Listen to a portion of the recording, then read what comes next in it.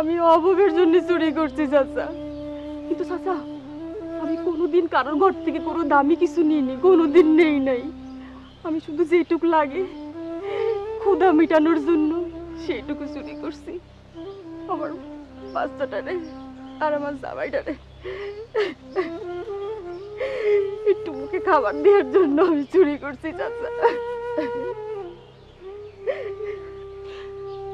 চাচা আমি তো কাজ করতে খাইতে চাই, আমি তো চুরি করতে চাই না।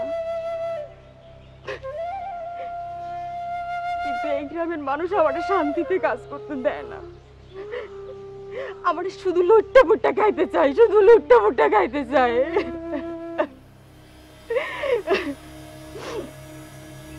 আপনার ছেলে সেও আমার ছাড়ে নাই। যখন আপনার বাড়িতে কাজ করতে গেছি সে যখনই আমার সাথে নোংরা নোংরা কথা কইছে, আমার গায়ে হাত দিছে। আমি তো এগুলো চাই না চাচা, আমি এগুলো করতে চাইনি।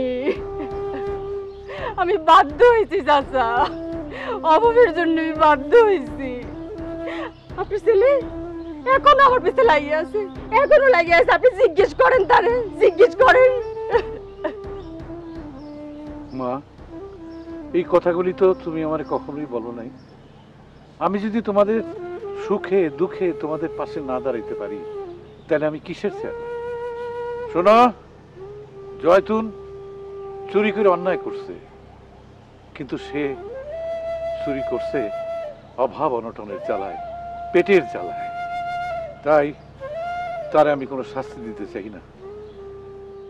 আমি তারে আজকের মতো মাফ করে দিলাম। আমি গ্রামের চেয়ারম্যান, কেউ অন্যায় করলে আমি তারে ছাড়ি না, আমি সবার বিচার করি।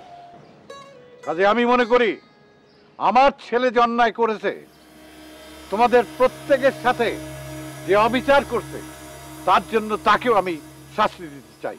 শোনো, আমার বিচার হইতেছে ও আমার পোলা, আমার পোলা, তারে জুতার মালা গলায় পরে সারা গ্রাম ঘুরে বেড়া, যাতে গ্রামবাসীরা বুঝতে পারে আমাদের চেয়ারম্যান তার নিজের ছেলেরও সে মাফ করে নাই।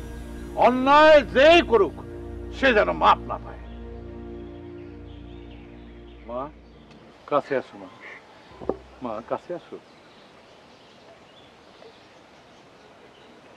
মা গো, আর চুরি করো না মা।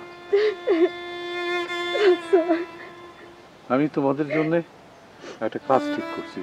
গ্রামে যে ফ্যাক্টরি হচ্ছে, ফ্যাক্টরির মালিক ফজল আলীকে বলছি তোমরা দুইজনে একসাথে কাজ করো, আর চুরি করো।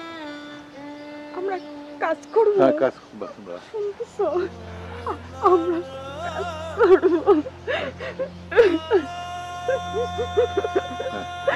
কাজ করব। আমি অনেক অন্যায় করেছি, আপনি আমার মাফ করে দিন। না না না, ওঠো ওঠো ওঠো বাবা, ওঠো। আপনি আমার মাফ করে দিন। ওঠো, পা ধরে না মা। আচ্ছা, মাফ করে দিন। হ্যাঁ, মাফ করে দিন।